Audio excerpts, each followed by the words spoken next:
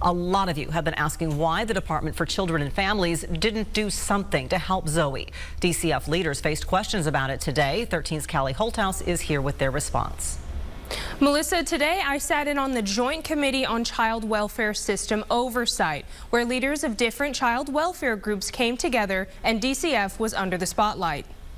In the past 2 years alone, Topeka police have responded to 23 calls at the house where Zoey Felix sometimes stayed with her mother, Holly Felix, including a September 5th welfare check alleging a child was living at the address without electricity. TPD confirmed the house was without power but learned the child was not staying there. The incident was reported to DCF. So I actually do not have the legal ability to say anything in a public setting until certain additional things happen related to making a finding of abuse or neglect. I know it sounds technical, but it's the law and it's really about protecting children and families. Records show that on June 15th, Holly Felix was put on an 18-month probation for aggravated battery, for which she received a felony conviction and DUI. Her probationary period started in mid-June, a condition of which prohibits Holly from contacting her daughter Zoey. It's unclear if that condition was upheld.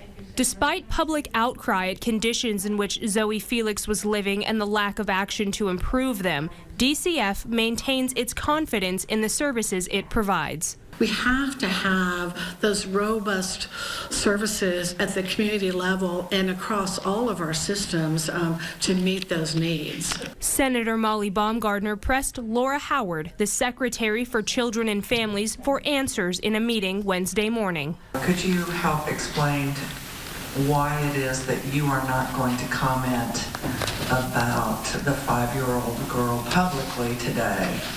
And the circumstances around her rape and murder.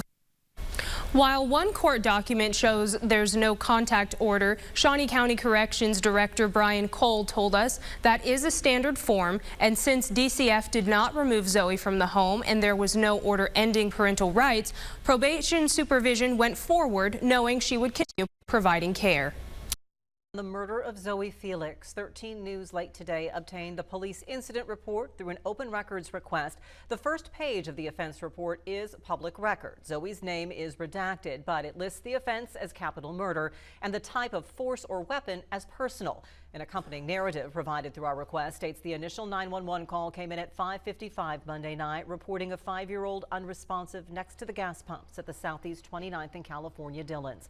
An EMT arrived on the scene 1 minute and 44 seconds later and started CPR 2 minutes 21 seconds after arriving. At 6:21, ambulance crews requested Topeka police come to the hospital because of suspected abuse, and at 6:39, Zoey was pronounced dead. While the narrative redacts several entries, it does show that by 6:56 Monday night, officers had moved their investigation to the north end of Dillons. That is the field that was taped off with crime scene tape until after 4:30 Tuesday afternoon, with tents and other items seen in the trees. The narrative identifies Zoey's father as being present, but blocks out her name as well as the names of 2 others at the scene, a 19-year-old woman and 25-year-old man. 25-year-old Michael Cherry is the man who was arrested that night and is now charged with capital murder in commission of a rape. He remains jailed on a $2 million bond. Downtown Topeka will be the site of a peaceful protest this weekend in response to Zoey's death. Organizers are calling on Governor Kelly to have a special session to address what they say were failures in the system. The march begins 5 o'clock tomorrow at Evergy Plaza. 13 News will bring you coverage of the event.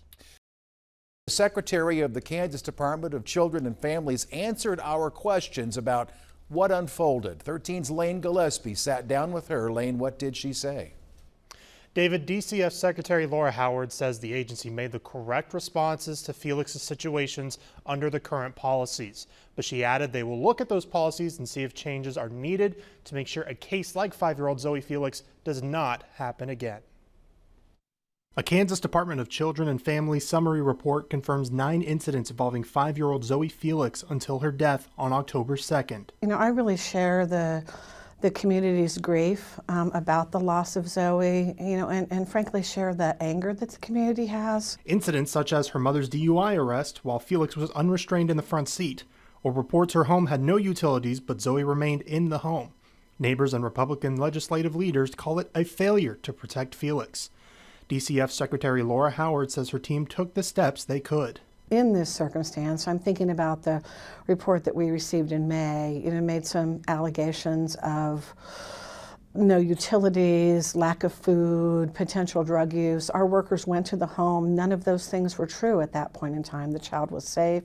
The child was healthy. But she also says the DCF could make some changes. We are going to continue to look at policy and say what might be different in the future. And as we look at that, as we consider that, we'll certainly make known any changes that we decide to make. Part of those changes include communicating with law enforcement about both of their investigations. Topeka police were called to check Zoey's welfare in September. We both certainly had occurrences of contact with this child and family, so we're going to be having some dialogue about whether we need to change some things with regard to that communication. Republican Senate and House leaders released a statement Tuesday calling for the state to create an independent child welfare agency. Howard says she does not disagree and believes it could help support vulnerable families. I was heartened that they were really wanting to come to the table in terms of putting the Office of Child Advocate into statute. The governor's been pushing for that for the last couple of years since she created it herself. So I really look forward to working with them, and I also hope to work really closely on some of the other facets of that package in terms of how we can better support vulnerable families in the state. Howard also mentioned the DCF goes through tens of thousands of abuse or neglect cases. They want everybody who suspects a child is being neglected or abused to contact the Kansas Protection Report Center at that number, 1-800-922-5330. Melissa? All right, Lane, thank you. 6 tonight, the Department for Children and Families released a document today summarizing its cases involving 5-year-old Zoey Felix following an open records request by 13 News. Our Callie Holthouse is in the newsroom tonight with more on what the report details. David, DCF's child death case summary details 9 reports made to DCF involving Zoey Felix, 6 of which were investigated further. The other 3 were considered duplicative or combined with another open case. The summary lists a range of reports dating back to over a year before Zoey's death, largely pertaining to her living conditions. One of those reports covers a November 2022 arrest of Zoey's mother, Holly Felix, for driving under the influence as Zoey sat unrestrained in the front seat. DCF says it offered support to the family on multiple occasions, on each of which they were declined, but did not poise itself to intervene further than investigating the reports. The most recent case saw DCF trying to contact the family multiple times. Those included 5 visits to their home, a letter, and a phone call to a number found to be disconnected a week after their last attempted visit, on September 25th. Zoey died. The summary's final entry notes DCF's investigation into her death, stating the agency has substantiated a claim of sexual abuse and is still investigating the physical abuse leading to her demise. Michael Cherry, 25, is charged with capital murder and rape in connection with her death. Also provided in the summary is a statement from DCF Secretary Laura Howard, iterating the agency will take every step necessary to revise its policies and prevent anything similar from happening again.